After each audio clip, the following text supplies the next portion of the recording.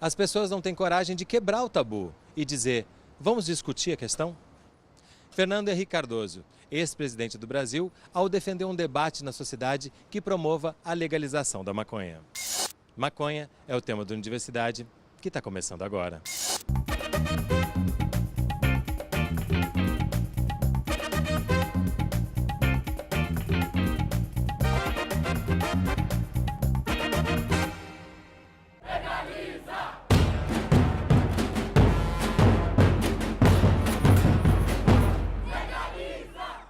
Hoje, no Museu da Vida, na Fiocruz. O preconceito é irmão da ignorância e se ignora muito sobre a maconha por causa do preconceito. Para a gente quebrar esse ciclo vicioso, vamos trazer um pouco de história. Olhando para trás, a relação das pessoas com a maconha sempre foi essa? De preconceito, de evitar falar sobre? Na verdade, a maconha ela acompanha o ser humano há 5.000 anos, com certeza, 8.000 talvez, 10.000 quem sabe, principalmente na Ásia e na África. E para as Américas, ela veio basicamente com os escravos. Também veio nas cordoalhas dos portugueses, na forma de cânhamo. Mas nas Américas, principalmente, e na Europa também, de certa forma, é a droga da minoria, é a droga dos excluídos, é a droga dos outros, enquanto então esse domínio europeu, tanto nas Américas, na Europa, os brancos... E aqui também a nossa cultura e a nossa educação ainda é totalmente eurocêntrica, né? Totalmente eurocêntrica. A ideia é que a maconha é coisa de negro, é coisa de pessoas não evoluídas, pessoas que não são cultas, inteligentes. É preconceito sobre preconceito, né? Da droga dos outros.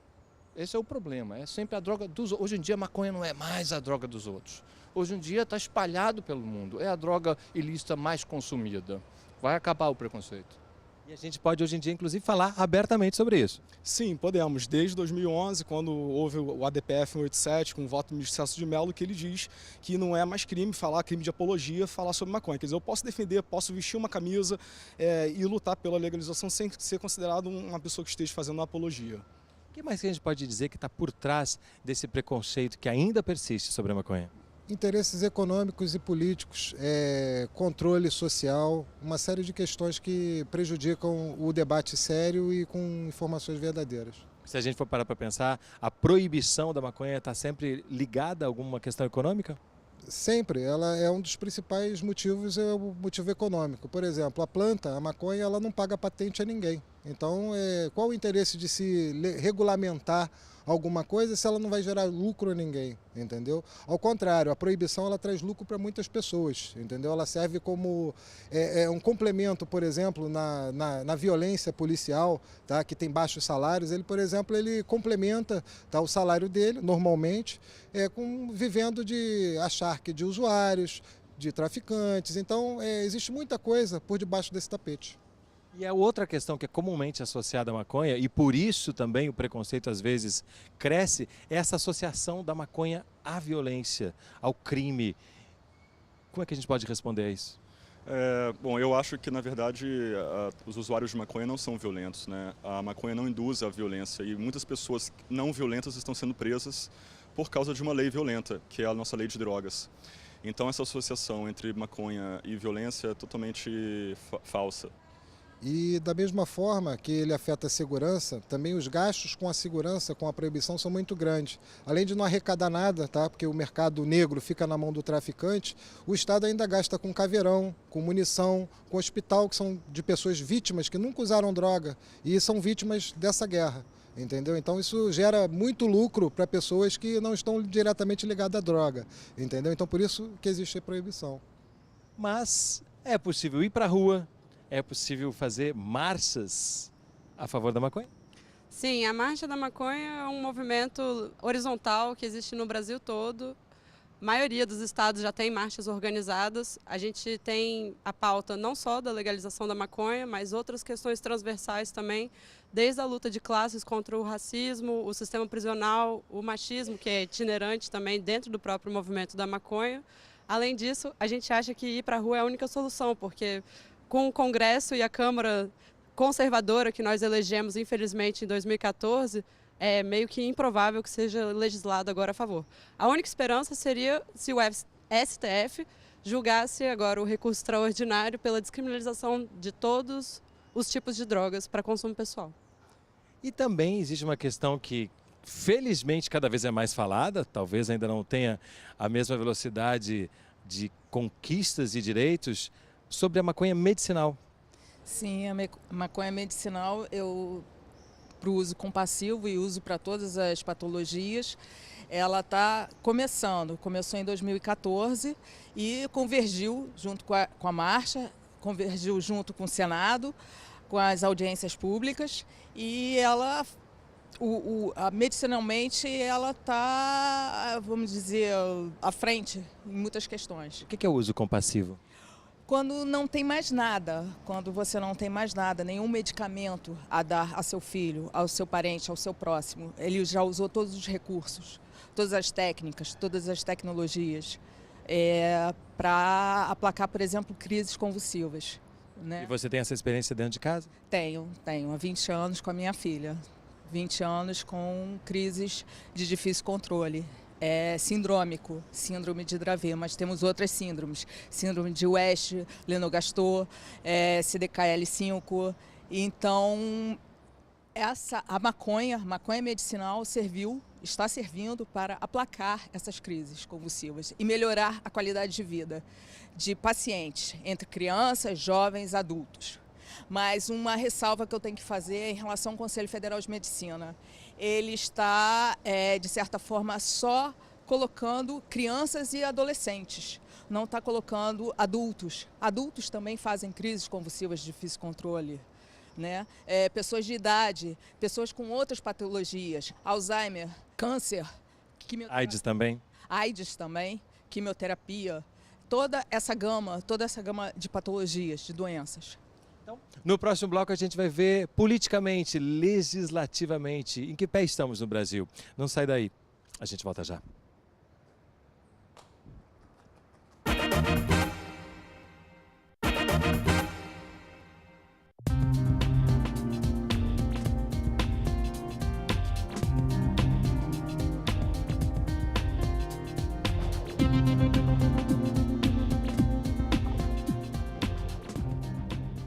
O Unidiversidade está de volta no Museu da Vida, na Fiocruz, falando sobre maconha, que hoje em dia é proibida. Como é que a gente chega nessa proibição para depois a gente entender o que se propõe?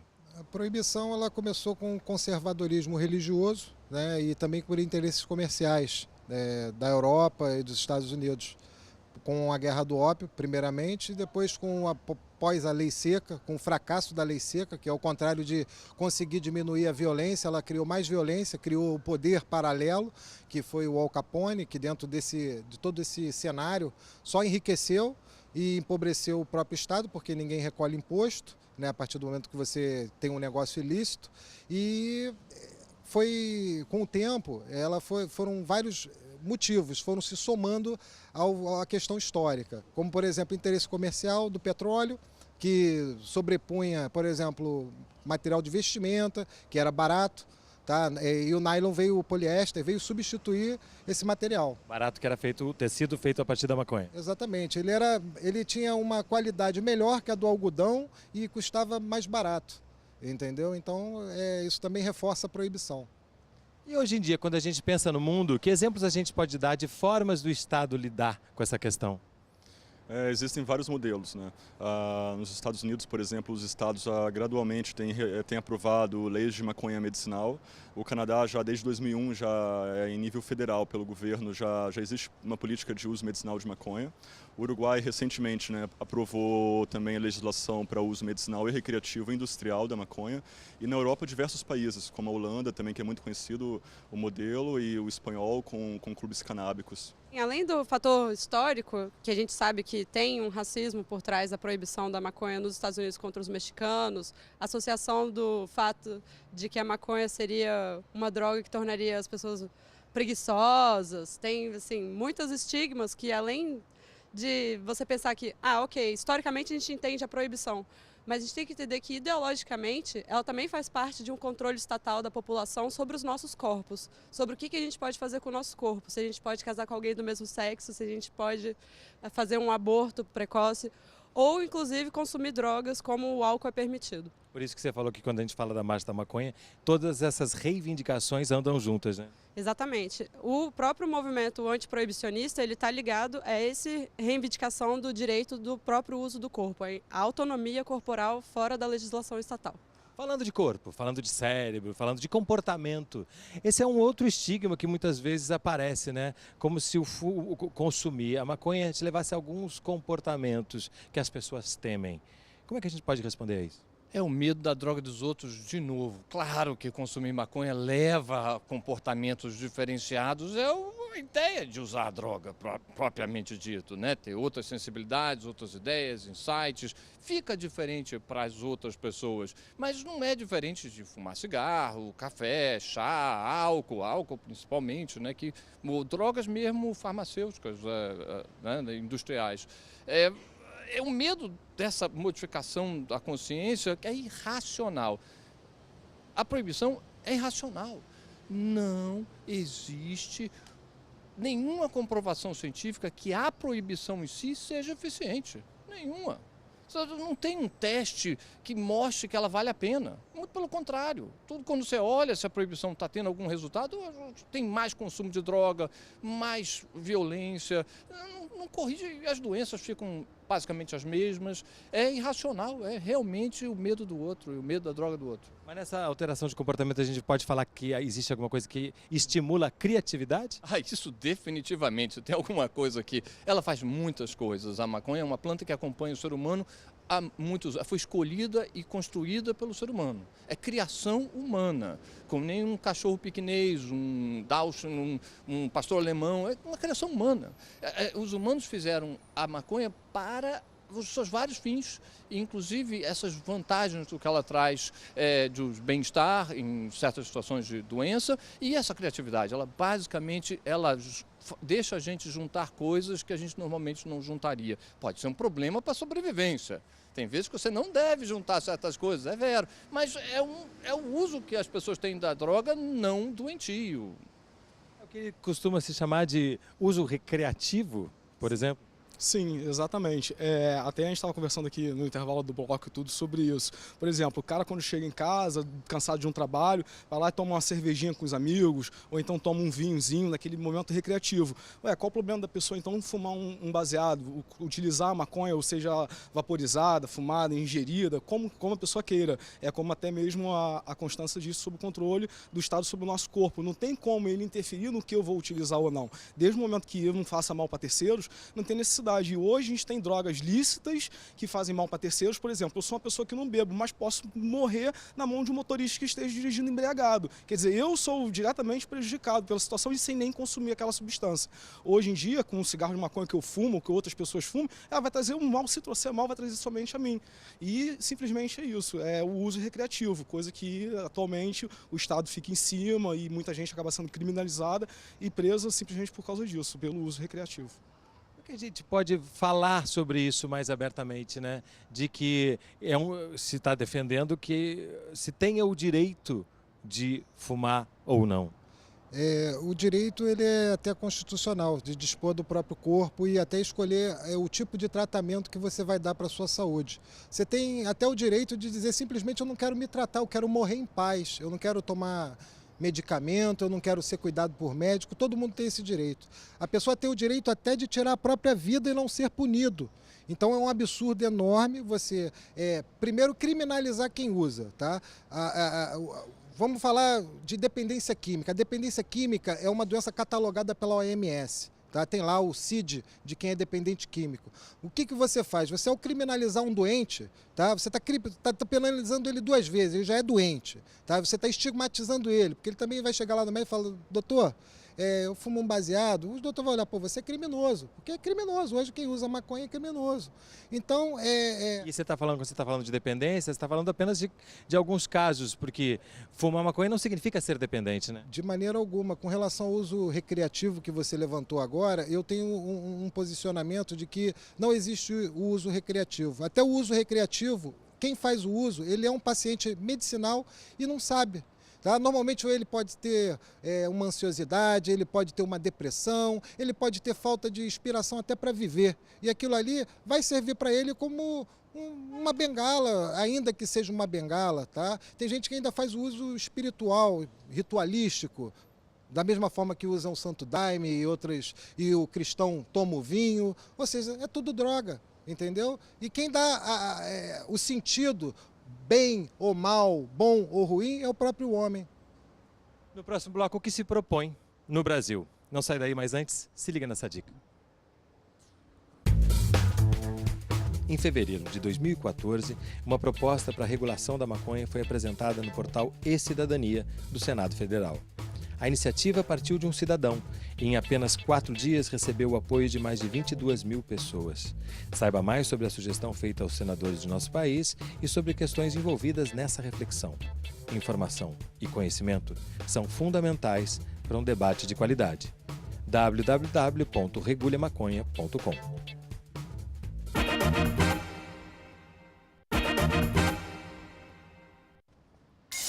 O Unidiversidade está de volta no Museu da Vida, na Fiocruz, falando sobre maconha. André, Sug8, Regule a Maconha. O que essa camiseta quer dizer? Sim, essa camiseta é em lembrança a uma campanha que nós fizemos ano passado, né, uma petição eletrônica que levou ao Senado Federal a uma proposta de regular a maconha em todos os fins, né, medicinal, recreativo, industrial. E esse debate está acontecendo, né? Ano passado o senador Cristóvão Buarque fez 6 audiências públicas. Belíssimo professor de história. Ele conduziu muito bem o debate. Sabemos que é difícil, né, de ter uma aceitação por parte de alguns setores mais conservadores da sociedade brasileira, mas pelo menos está havendo agora um consentimento de que a maconha é medicinal e que isso está ajudando a avançar o debate. Né? Falando em maconha medicinal, você tem aí uns potinhos, uns vidrinhos. Vamos mostrar? O que são eles? Isso é maconha, extrato de maconha medicinal para minha filha. Qual é o efeito desse medicamento? Esse é para aplacar crises convulsivas. Nós, da Associação Brasileira para Cannabis, nós queremos regular o cultivo aqui, né? A nossa meta é cadastrar os pacientes e para entrar com uma petição para o cultivo aqui no Brasil, em território brasileiro, porque o importado é muito caro. Uma ampola está $500. Então, uma criança, um paciente que utiliza 3 ampolas, 1.500, fora toda a parte burocrática, né? A parte de translado, né?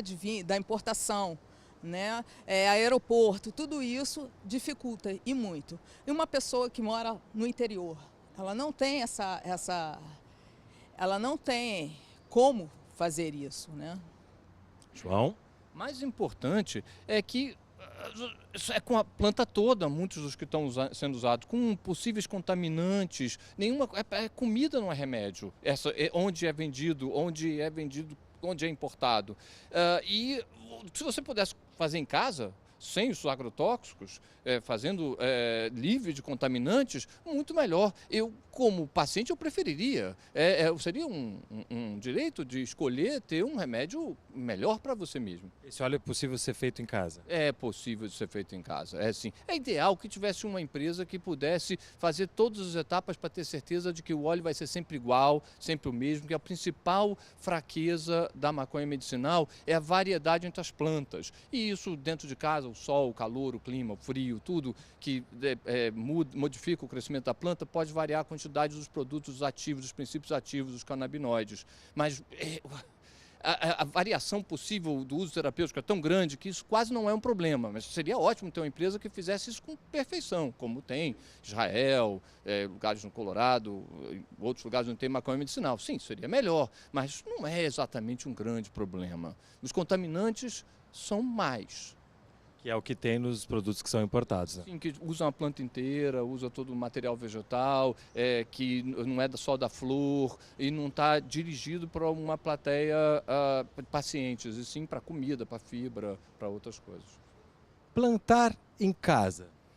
Plantar em casa. Hoje, além de ser uma opção, como o professor estava explicando, para o paciente que sofre de alguma patologia, que queira algum tratamento, até mesmo como o Ricardo pegou e explicou no bloco anterior a respeito do uso recreativo que possa servir como uma bengala, essa seria uma boa opção, não só para o usuário que necessita daquilo como um viés de tratamento, uma fuga até mesmo para o usuário recreativo, porque hoje, atualmente, se eu pudesse cultivar a minha maconha, a minha planta, e tirasse ali a minha produção de flores e tudo, eu ia pegar e não ia estar direcionando dinheiro para criminalidade, dinheiro para o tráfico. E sim, no máximo, talvez para um comerciante que me venderia um fertilizante, um vaso, uma terra, quer dizer, eu ainda estaria gerando um dinheiro em si para o Estado, para o governo mesmo, e não para a criminalidade, que hoje que ocorre com o usuário. O usuário, quando ele precisa do baseado dele, ele vai recorrer ao tráfico, inevitavelmente, que acaba sendo também a porta de entrada para outras drogas. Constância? Bom, nesse tema da SUG-8 e da maconha medicinal, tratando junto, a gente já vem acompanhando há muito tempo a mobilização internacional. No caso, quem começou a sintetização desse óleo foi um pesquisador chamado Rick Simpson, no Canadá, que é um dos países que está mais avançado o uso medicinal.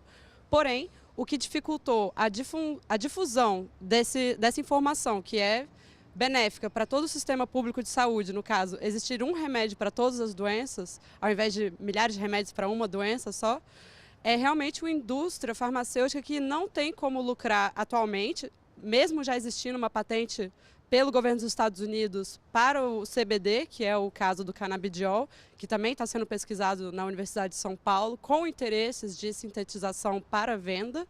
Não seria o caso da macha da maconha. A macha da maconha tem interesse tanto no autocultivo quanto no uso industrial pelo Estado, ou seja, a gente poderia produzir de carros a tijolos, a remédios, roupas, sapatos, mais de 50 mil produtos diferentes, inclusive comida vegana. No caso, a gente falar de maconha medicinal ou recreativa, a gente não está separando muito bem, porque para você ter algum tipo de felicidade, você tem que estar com a sua saúde boa. E se ficar feliz, ter fome, sono e um pouquinho de alegria, que é o que a euforia do THC causa nas pessoas, é realmente essencial para a gente falar de uma saúde, em geral, fitoterápica e não comercial, capitalista da indústria farmacêutica. THC, CBD. Como é que a gente pode explicar essas siglas? Os dois são remédios, tá? E têm efeitos bastante importantes no tratamento de epilepsia, de câncer, entre outras doenças. Não existe o canabidiol separado do tetrahidrocannabinol, entendeu? Você não consegue fazer um extrato de CBD sem THC e vice-versa. Entendeu? Então, e existe o efeito comitivo, que é o efeito de todos os canabinoides reunidos, entendeu? Agindo conjuntamente contra diversas doenças. Para a gente terminar, perspectivas de avançar nesse debate? Há vários caminhos, né, que a gente pode avançar, né? Politicamente, através da SUG-8, através de mais audiências públicas, o senador vai apresentar o relatório dele que ele concluiu ano passado. Esse relatório vai à votação e vai ser criada uma subcomissão para o tema ser analisado e mais debatido durante 2015, né? E que a sociedade continue se informando e pressionando, sabe, nas suas cidades, né, na sua família, em casa, na rua, no trabalho e junto, principalmente aos políticos, porque são eles que finalmente vão aprovar a nossa lei de maconha no Brasil, que eles façam essa mudança também imediatamente. Bom, a gente começou o programa falando de ignorância e de preconceito. O caminho é esse, falar abertamente sobre isso, ter acesso a informações de qualidade? Sim, é como qualquer coisa, como álcool, cigarro, tabaco, café, como qualquer coisa. O importante é não dizer não para o debate, não proibir. A proibição é irracional, só tem que falar isso. O resto a gente discute, conversa. A bioquímica, a fisiologia, a biologia da maconha é algo, Fábio, para um cientista é um negócio incrível. O fato de estar proibido é o que impede completamente a noção, em conhecer tanto as qualidades, quanto os problemas, quanto os perigos. Então tem que falar abertamente, porque, na verdade, quem proibiu é que queria maldade, é que queria machucar os outros, é que queria reprimir o pobre, o negro, a minoria. Esse é o inimigo, aquele que diz, isso você não pode porque eu acho que você não pode. E chega ao fim mais um Unidiversidade, um programa do Canal Saúde da Fundação Oswaldo Cruz. Se você quiser entrar em contato conosco, nosso telefone é 0800 701 8122. E eu quero agradecer a Ricardo, João, Patrícia, André, Dave e Constança por mais uma Unidiversidade que vocês fizeram.